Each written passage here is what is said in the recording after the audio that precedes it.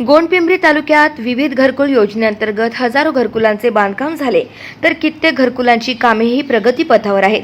असे असताना मात्र मोदी आवास योजनेच्या घरकुलाचे पैसे थांबल्याने लाभार्थ्यांना घरकुल बांधकाम झाल्यानंतरही निधीसाठी प्रतीक्षा करावी लागत आहे.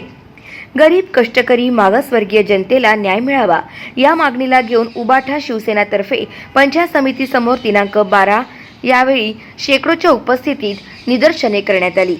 गोंडपिंपरी तालुक्यातील घरकुल योजनेतील अनेक लाभार्थ्यांचे घरकुल बांधकामानंतरही अनुदानाचे हप्ते कित्येक दिवसापासून प्रलंबित आहेत. या परिस्थितीत अनेकांच्या घरकुलाचे बांधकाम हे अर्धवट आहे. शेती हंगाम सुरू झाल्याने आजच्या स्थितीत बांधकाम साहित्य खरेदीसाठी सुद्धा लाभार्थ्यांकडे पैसा नाही. अतिवृष्टीमुळे शेतकरी संकटात सापडलाय. घराची गरज लक्षात घेऊन अनेकांनी बचत गट, पतसंस्था आणि खासगी कर्ज घेतले. या कर्जाच्या व्याजाची रक्कम वाढत असताना आता शेती हंगाम सुरू झाला, त्यामुळे मागासवर्गीय जनता दुहेरी संकटात सापडली आहे.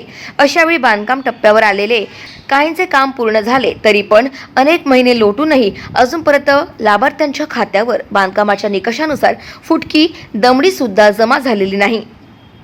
तालुक्यात मोदी आवास योजनेअंतर्गत 2023-24 या वर्षात 1138 मंजूर लाभार्थी आहेत.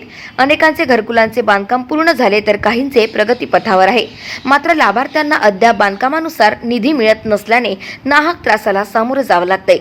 तातडीने या लाभार्थ्यांना अनुदानाचे हप्ते उपलब्ध करून देण्याची मागणी शिवसेना तालुका प्रमुख सूरज माडुरवार यांच्या नेतृत्वात जिल्हा उपप्रमुख संदीप करपे यांच्या मार्गदर्शनात बीडीओंच्या दालनासमोर निदर्शने करण्यात आली.